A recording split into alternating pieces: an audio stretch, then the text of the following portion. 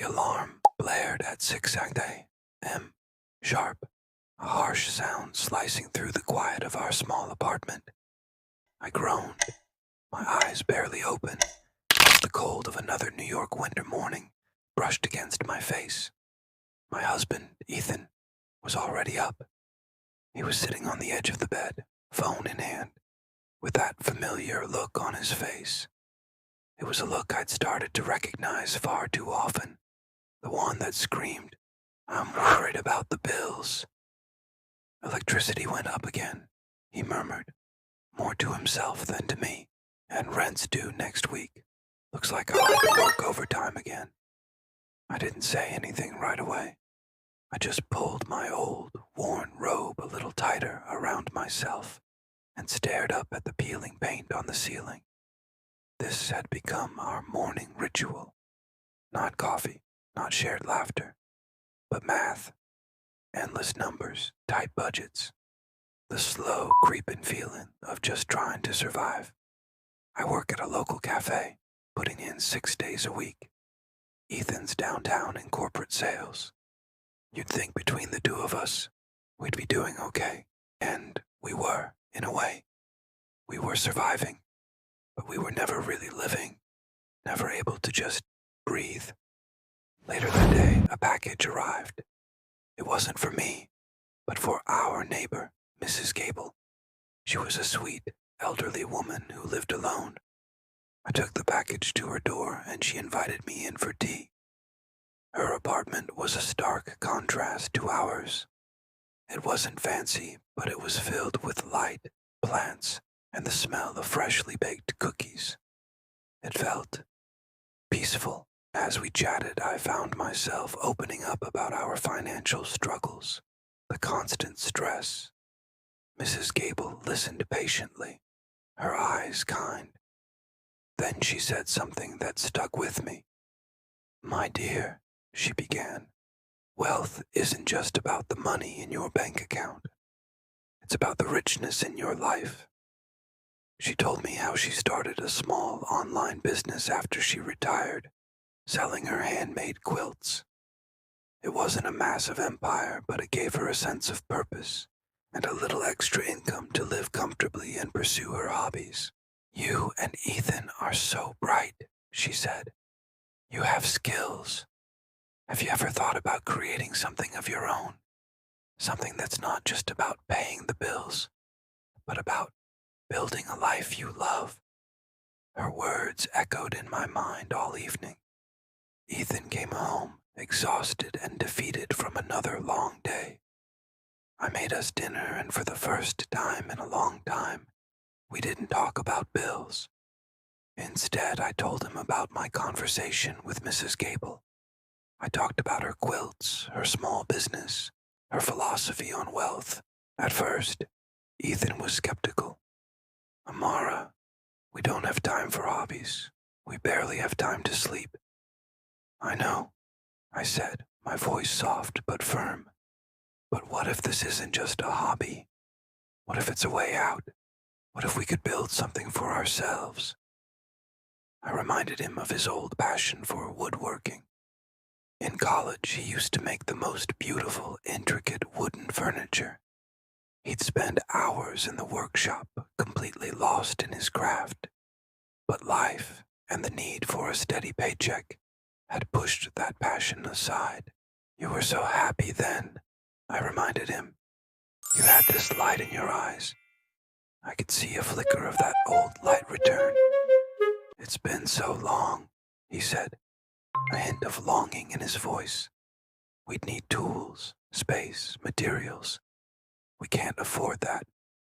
"Maybe we don't need a huge workshop to start," I countered. "We could start small, really small. What if we just made one thing, like a set of handcrafted coasters or a small bookshelf? We could try selling it online, just to see what happens." The idea hung in the air between us. It was a tiny spark in the overwhelming darkness of our financial worries. It was terrifying, but it was also exhilarating.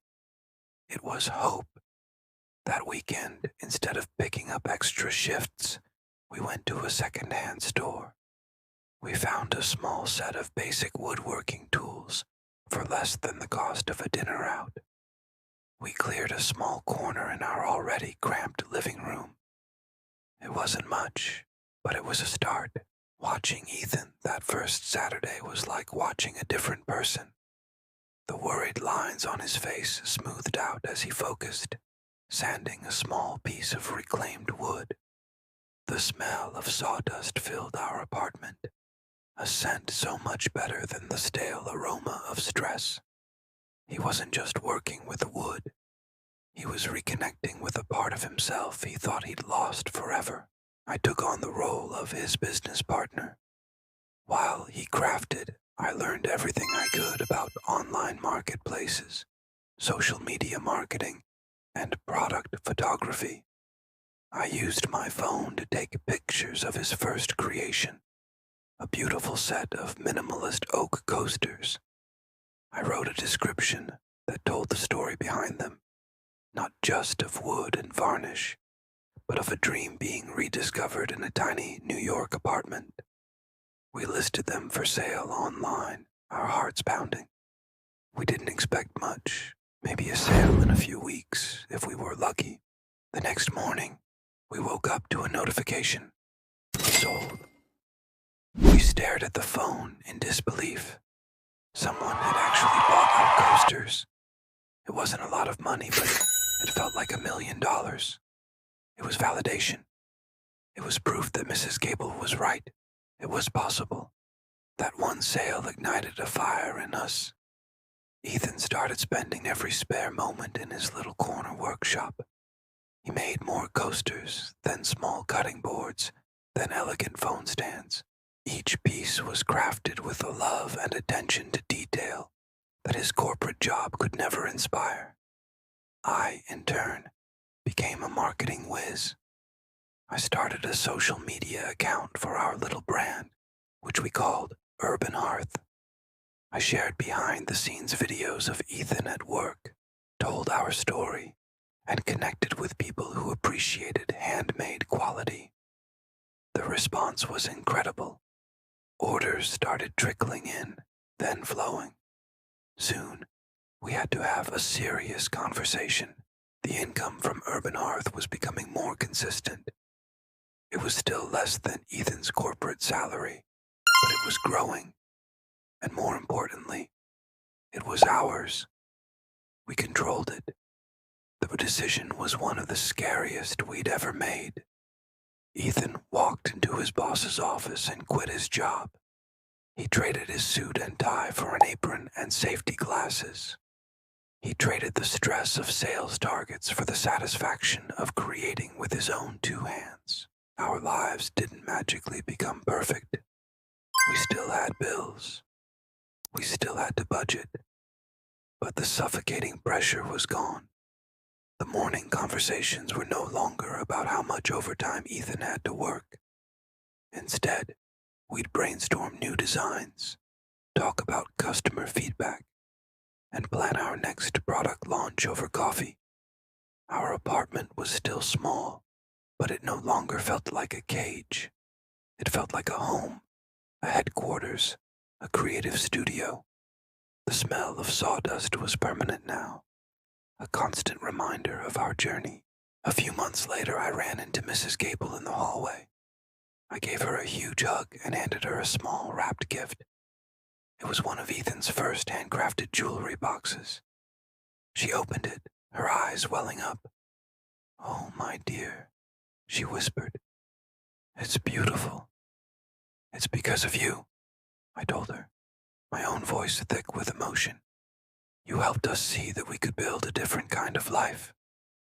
She just smiled, a knowing, gentle smile. "I didn't do anything, dear. You two built it yourselves. You just needed to remember that you could." Looking back, that early morning alarm still rings. But it doesn't sound harsh anymore. It sounds like a starting bell, a signal to wake up and create the life we want, not just the one we have to endure. We learned that true wealth isn't about escaping the struggle, but about finding joy and purpose within it. It's about turning a cramped apartment into a workshop, a forgotten passion into a thriving business, and the constant worry about survival into the quiet, steady hum of a life being built, piece by beautiful piece. The toast popped, and Amara placed the 2 slices on a single plate. The one sunny-side-up egg split carefully in half. She pushed the plate towards Ethan. Fridays used to mean pancakes, a tower of them dripping with syrup, a small celebration to end the week. Now even the thought of buying syrup felt like a luxury she couldn't afford. Ethan looked from the plate to her empty spot at the small table. "You don't have to skip breakfast, you know." His voice was gentle, but it was layered with a worry he couldn't hide. "I'm not hungry," she lied, the words tasting like ash. He knew, of course. He always knew. The slightly larger half of the egg, the fuller slice of toast, it was always his. She'd always given him the bigger half, a silent testament to a love that was still there, still deep and unshakable, but buried. It was buried under a mountain of grocery lists, with crossed-out items, overdue bills that screamed in red ink, and the constant creeping price hikes that made their world feel fragile, like a soap bubble about to burst. On the subway, the air was thick with the silent exhaustion of the city. Amara watched couples, their hands clutching coffee cups like lifelines, earbuds sealing them off in their own worlds. Everyone looked tired. Everyone was running, a frantic energy propelling them forward. But where were they all going? To what finish line? It felt like they were all just running in place, desperate to keep from falling behind. The bell above the cafe door jingled, a falsely cheerful sound.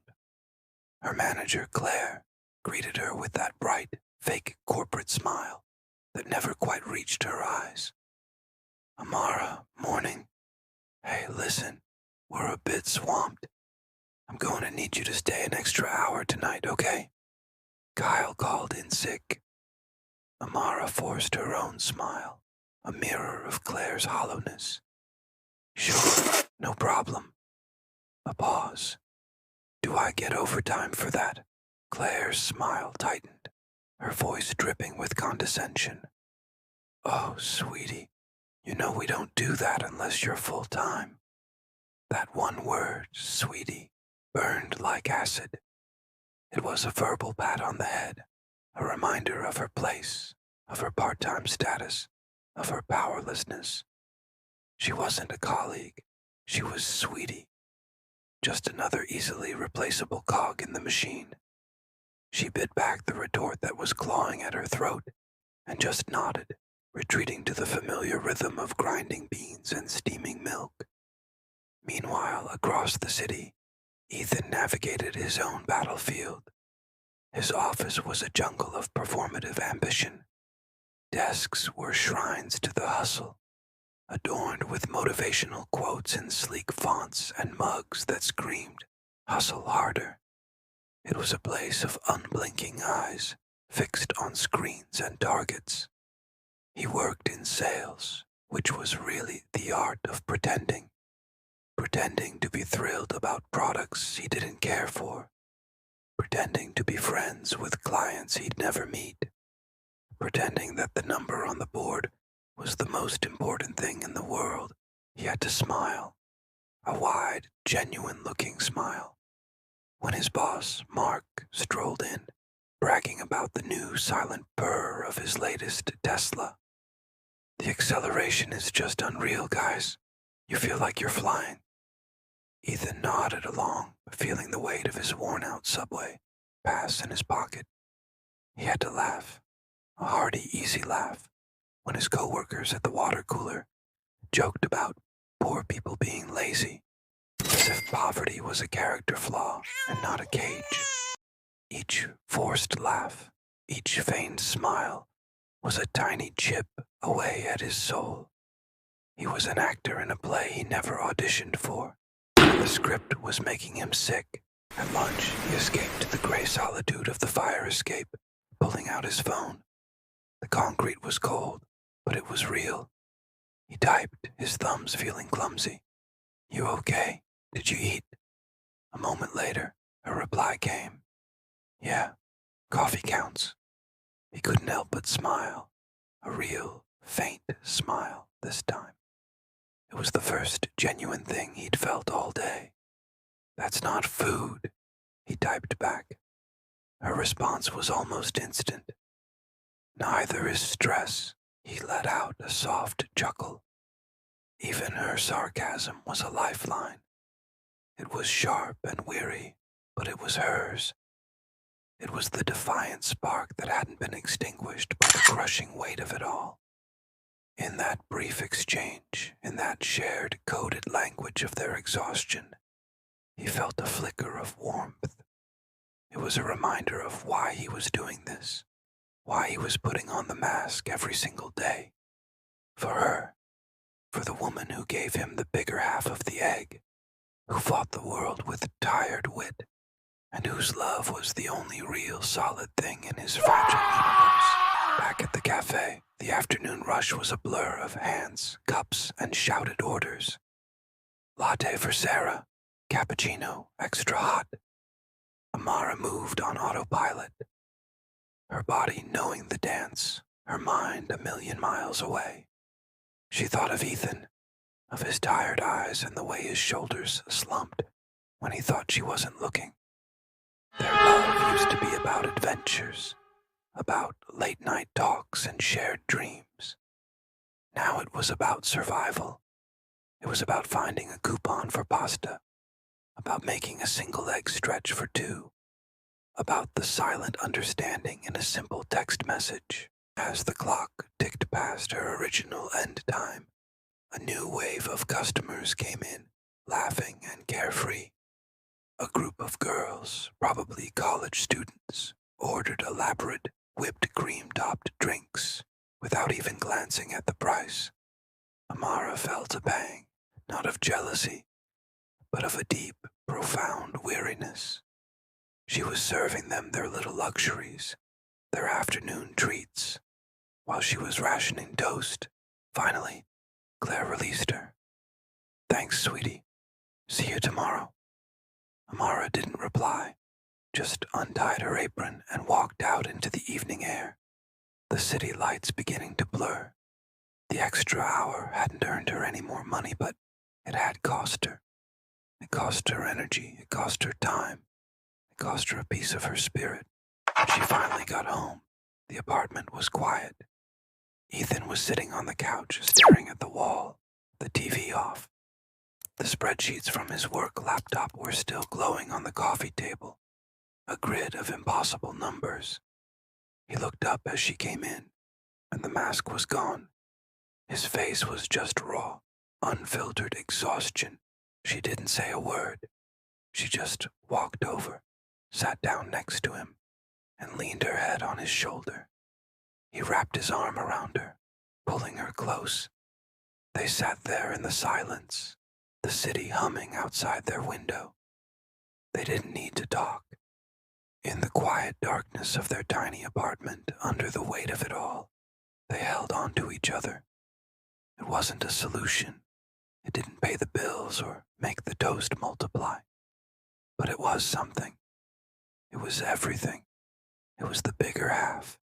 It was the shared acknowledgement that stress wasn't food, but love, this quiet, resilient, and stubborn love, was the only thing that could truly sustain them. And for now, it had to be enough. That night, the apartment was dark, except for the dim glow from the kitchen. Amara sat at the table, bills spread out like puzzle pieces she just couldn't solve. Ethan walked in late, smelling of rain and utter exhaustion. "You worked this late again?" she asked softly. "Yeah, I had to," he sighed, running a hand through his damp hair. "My boss said we might get a raise soon if the numbers improve." "You've been saying that for 2 years, Ethan." Silence hung heavy in the air, thick with unspoken frustrations. And then, without warning, all the pent-up stress, the unpaid bills, the skipped meals, the dreams gathering dust on a shelf, it all just exploded. "You think I like this?" Ethan's voice was sharp, cutting through the quiet. "You think I want to work 12 hours a day just to come home and feel like a complete failure?" "I'm not saying you're a failure, Ethan." Amara's voice cracked. "Then what are you saying?" "I'm saying, I miss you." That broke him. In that one sentence, she had voiced the very fear that haunted his every waking moment. She missed the man who used to grab her hand and dance with her in the kitchen just because. He missed the woman whose laughter used to fill their small apartment, the one who found his stupid jokes hilarious. Now, they were just two soldiers fighting a relentless war against inflation, side by side, but losing pieces of themselves with each passing day. The next morning, Amara found a small note stuck to the fridge. It read, "Meet me on the roof at 8 p.m. No excuses." A ghost of a smile touched her lips. The last time he'd said that, they were just dating, sneaking onto the roof of his old apartment with a bag of takeout and a bottle of cheap wine. At 8 p.m., she climbed the narrow stairs to the roof, and there he was. He was sitting on a worn-out blanket with 2 paper cups of instant noodles and a single, flickering candle between them. "Fine dining, Mrs. Parker," he grinned, his eyes sparkling in the candlelight. She couldn't help but laugh. "You're ridiculous." "Maybe," he conceded, handing her a cup. "But for the next 20 minutes, I want to forget about the bills. I want to forget about work. I just want it to be us." So they ate their instant noodles under the vast, star-dusted canopy of the city lights, laughing at the sheer absurdity of it all. They talked about everything and nothing. They remembered the people they used to be and dared to dream about the people they still could be. For those precious 20 minutes, the crushing weight of the world felt bearable again. It was a tiny island of peace in a raging sea of anxiety. Those rooftop dinners became their ritual, a sacred space carved out of the chaos. It wasn't a solution to their problems, but it was an anchor. It was a reminder of why they were fighting so hard in the first place. For each other, weeks turned into a month, and the world outside their little bubble continued to spin out of control. Inflation got worse. Gas prices jumped again. Then, Ethan's boss called a company-wide meeting to announce performance-based restructuring. Everyone knew what that meant. Layoffs. That night, Ethan came home with a look in his eyes that she'd never seen before. A hollow, quiet emptiness. "They let me go," he said, his voice barely a whisper. "What?" Amara felt. "I said I'm a great worker, just not essential." He let out a bitter, humorless chuckle. Imagine that, being told your whole life, your entire contribution, doesn't even qualify as essential. Amara didn't say anything. She just walked over and wrapped her arms around him, pulling him into a hug. He didn't cry. He just stood there, motionless, holding her tighter than he ever had before, as if she were the only thing keeping him from shattering into a million pieces. The next few weeks were a blur. They scraped by on her cafe salary, the numbers on their bank account dwindling at an alarming rate. Ethan applied for every job he could find, dozens of applications, endless online forms. The response was always the same: silence. The rejections, or worse, the lack of any response at all, began to chip away at his spirit. One afternoon, Amara came home to find him staring blankly at his laptop, the screen filled with job postings. "Another day, another 100 ways to be told you're not good enough," he muttered, not even looking at her. "Ethan, this isn't you. This isn't your fault." "Isn't it?" he shot back. "I'm the one who can't provide. I'm the one who failed. Stop it. We're a team. We're in this together. Your worth is not defined by a job title or a paycheck." But her words felt like pebbles thrown against a fortress wall. He was retreating into himself, building walls she couldn't seem to break through. The man who set up candlelit noodle dinners on the roof was gone, replaced by a ghost, haunted by failure. One evening, things reached a breaking point. Amara was trying to stretch a handful of vegetables into a meal when Ethan came into the kitchen. "I'm going out," he announced. "Where?" "Just for a walk." But she knew. She saw the despair in his eyes. She saw him giving up. "Ethan, wait, talk to me." "There's nothing to talk about, Amara. I'm drowning, and I'm pulling you down with me." "No," she said, her voice firm. She walked over and took his hands. They felt cold. "Look at me. Remember the roof. Remember what we said. It's just us. That's what's essential. Not the job, not the money. Us." He looked at her, his eyes welling up for the first time. The tears he'd held back for weeks finally began to fall. And in that moment of raw vulnerability, something shifted.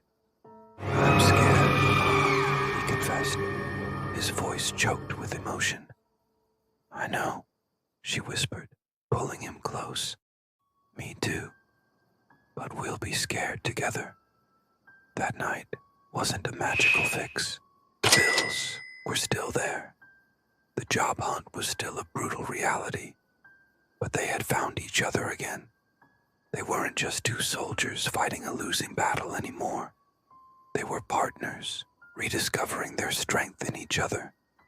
The next day, Ethan didn't open his laptop. Instead, he picked up his old guitar, an instrument he hadn't touched in years. He started playing, the chords hesitant at first, then growing stronger. Amara sat and listened, a real smile gracing her face. It was a small act of defiance, a declaration that even when the world tells you you're not essential, you can still create something beautiful. You can still find your own value. Their journey was far from over, but they had learned the most important lesson. In a world obsessed with numbers and bottom lines, the most essential things, love, resilience, and hope, can't be bought or sold. And sometimes, the greatest treasures are found, not in what you have, but in who you have by your side. One evening, Amara came home from a long day at work, her shoulders heavy. She found her husband, Ethan, sitting by the window, the soft glow of his laptop screen illuminating his face. All around him were crumpled pieces of paper, printouts of rejection emails. His head was in his hands.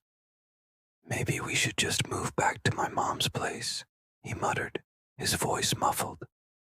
The words hung in the air, heavy with defeat. Amara walked over and placed a gentle hand on his shoulder.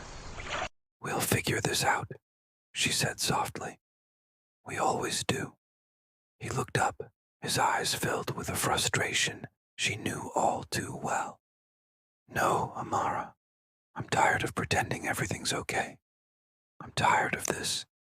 I can't even afford to buy you flowers anymore." She knelt beside him, taking his hand.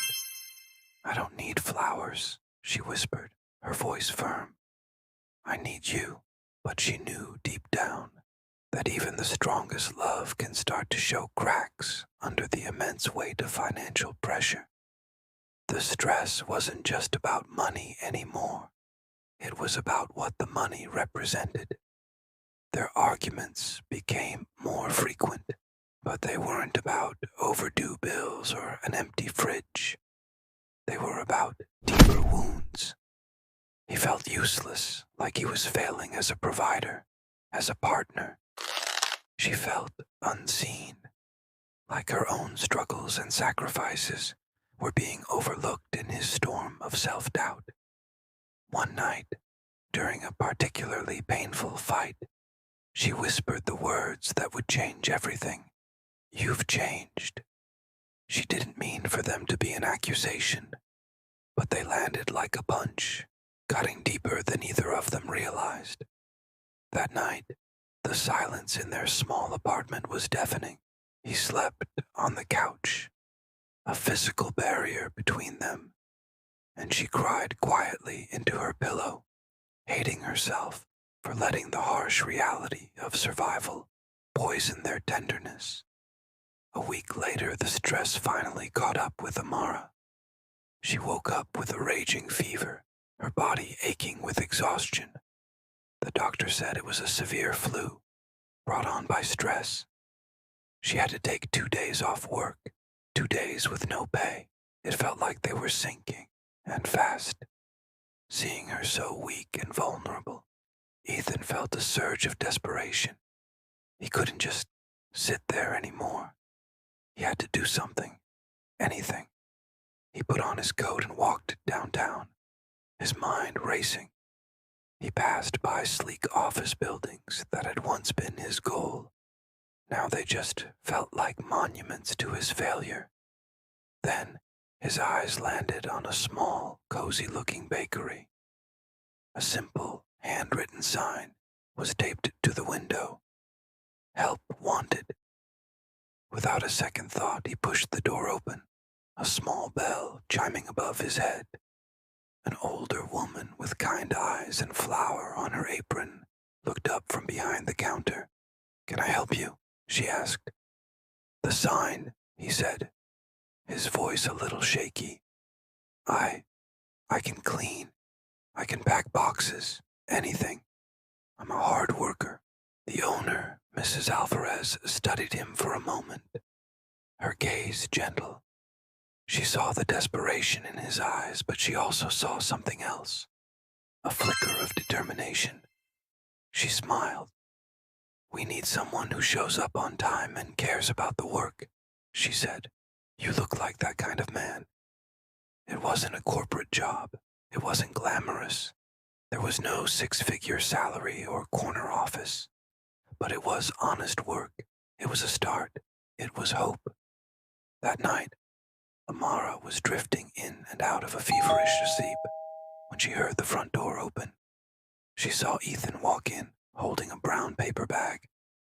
"What's that?" she asked, her voice weak. He came over and sat on the edge of the bed, a tired but genuine smile on his face. "Bread," he said, pulling out a warm, crusty loaf. "From my new job."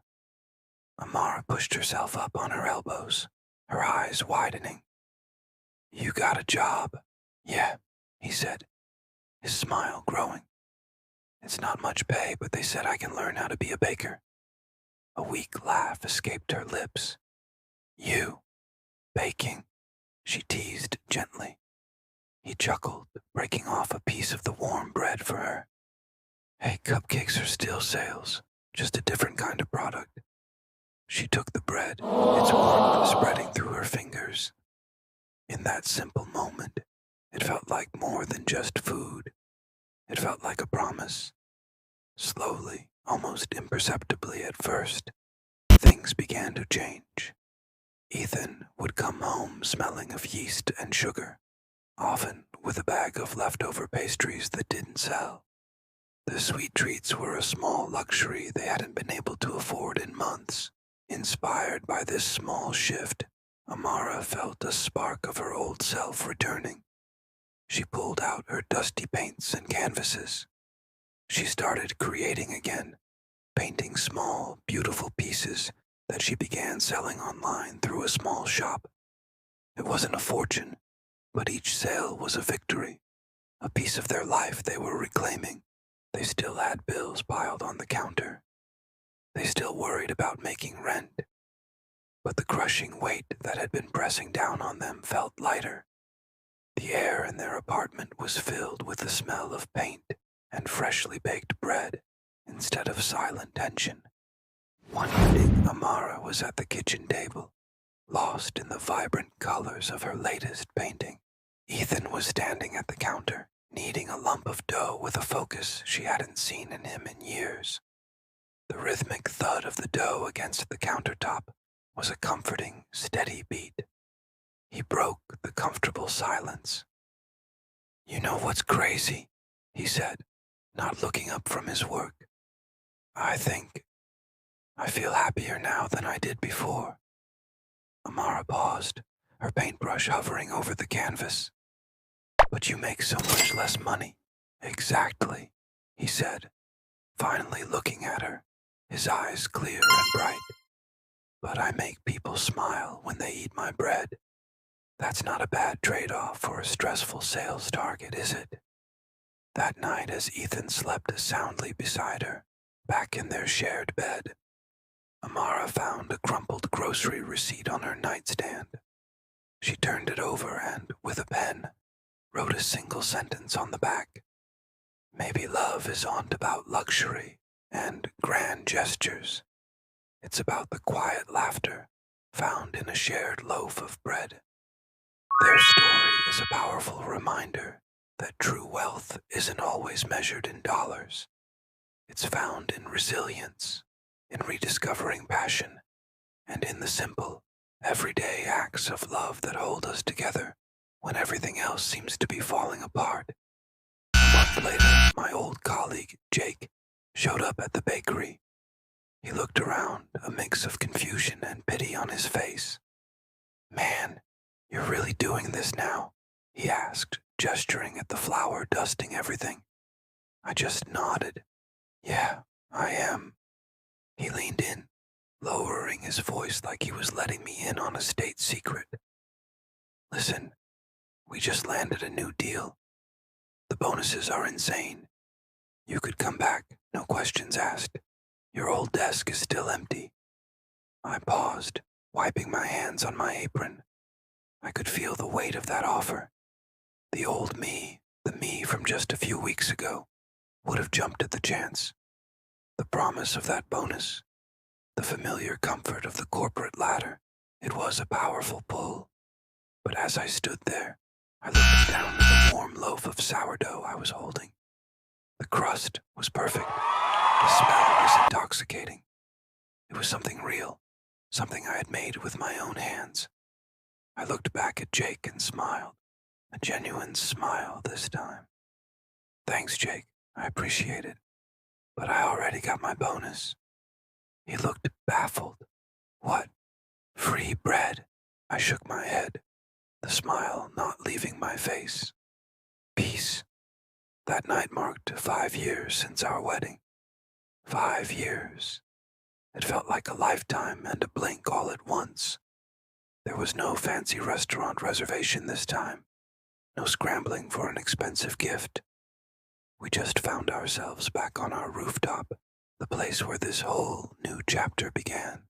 Instead of champagne and steak, we had a thermos of hot water for instant noodles and a loaf of the bread I'd brought home from the bakery. "Happy anniversary," I said, handing her a small, slightly lopsided cupcake I'd experimented with at the shop. Her eyes widened. "Did you make this?" I laughed, a little nervously. "All by myself. Just, don't sue me if it's bad." She carefully peeled back the paper wrapper and took a small bite. A smile spread across her face. It was sweet, soft, and completely imperfect. She looked at me, her eyes shining under the city lights. "Ethan," she whispered, her voice thick with emotion. "This tastes like us." I felt my heart swell, a feeling no bonus could ever buy. "Priceless?" I asked, echoing her words from before. She nodded, taking another bite of the cupcake. "Exactly." Months passed. The news was still bleak. Inflation was still a headline. The world was still struggling.